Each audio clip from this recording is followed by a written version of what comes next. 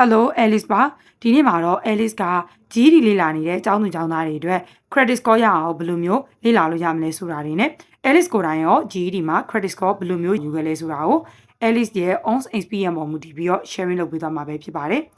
ဆိုတော့ကိုက credit score ရဖို့စူးစမ်းနေတဲ့သူတွေဆိုရင်တော့ဒီဗီဒီယိုကိုကြည့်လိုက်တော့เนาะပထမဆုံးအနေနဲ့ Alice ကတော့ဒီ GED preparation class ကိုတက်ခဲ့တယ်ပေါ့เนาะအဲ့အတန်းကတော့၄လကြာခဲ့ဒါပေမဲ့ preparation class တွေဘယ်လောက်ပဲတက်တဲ့ပြန်ပြီးတော့ Alice တို့စာပြန်ပြီးလေ့လာဖို့လိုတယ်ပေါ့နော်ဆိုတော့ Alice ကဒီ GED preparation class ၄လတက်ပြီးရနောက်မှာဆိုရင်တော့ဒီ YouTube ကနေဗီဒီယိုတွေပြန်ပြီးတော့လေ့လာတယ်ပြီးတော့ပြန်ပြီးလေ့လာမှုတွေကိုကိုယ့်နဲ့ကိုယ်ပဲပေါ့နော် self study တွေလုပ်ခဲ့ပါတယ်ဆိုတော့ Alice ကဘယ်လို study resource တွေကိုတောင်းပြီးတော့ self study လုပ်ခဲ့လဲဆိုရင်တော့ဒီမှာပုံမှန်ပြထားတဲ့အတိုင်းပဲ Alice McGraw-Hill Kaplan Princeton နဲ့ flashcard တွေကိုအဓိကထားပြီးတော့လုပ်ခဲ့ပါတယ်ဆိုတော့flashcard ကိုလည်း Alice အခြေခါလေ့ကျင့်ခဲ့ရပေါ့နော်ပြီးတော့ချင်း Alice 1001 dummies တို့လိုမျိုးပြီးတော့ YouTube ကနေပြီးတော့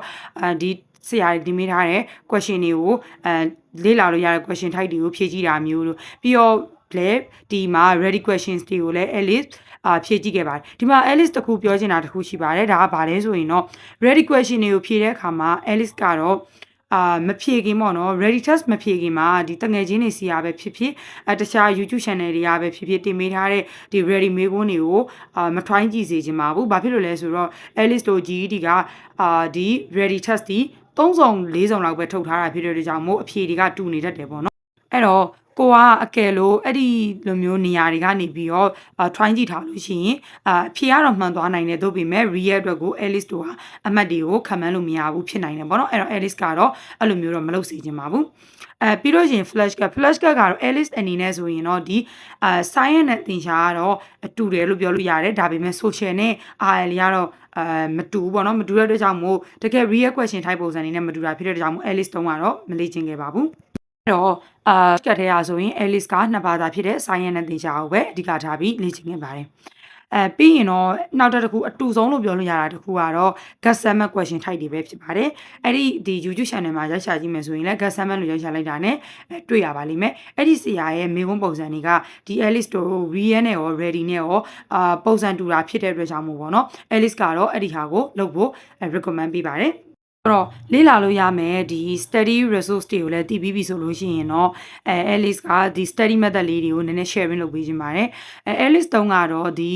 တဘာသာဆိုတဘာသာကိုပဲ focus လုပ်ခဲ့တာပေါ့နော်အဲ့လိုမျိုးလုပ်ခဲ့တဲ့ဟာက Alice အတွက်တော့အရင်အထောက်အကူဖြစ်ခဲ့တယ်ဘာဖြစ်လို့လဲဆိုတော့တခြားဘာသာတွေပေါ်ကို Alice ဒီ focus မလုပ်ထားတာဖြစ်တဲ့ကြောင့်မို့ဒီ scattering လို့ခေါ်တဲ့ဒီ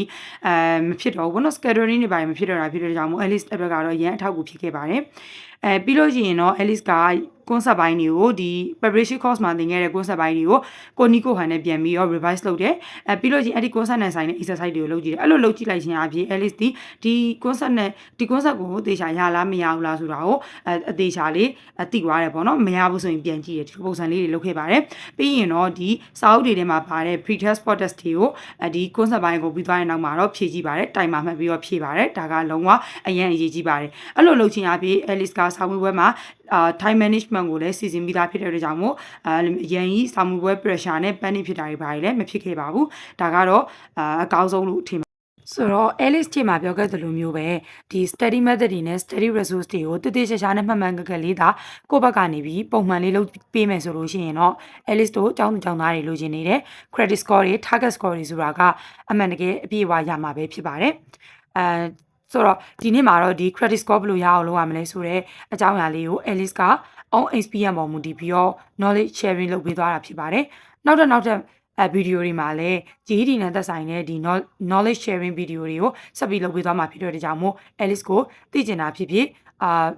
သိချင်တာတခုခုရှိလို့ရှိရင်comment မှာဖြစ်ဖြစ် Alice ရဲ့ chat box မှာဖြစ်ဖြစ်လာပြီးတော့မေးမြန်းနိုင်ပါတယ်ဆိုတော့နောက်ထပ်ဗီဒီယိုမှာပြန်တွေ့ကြပါမယ်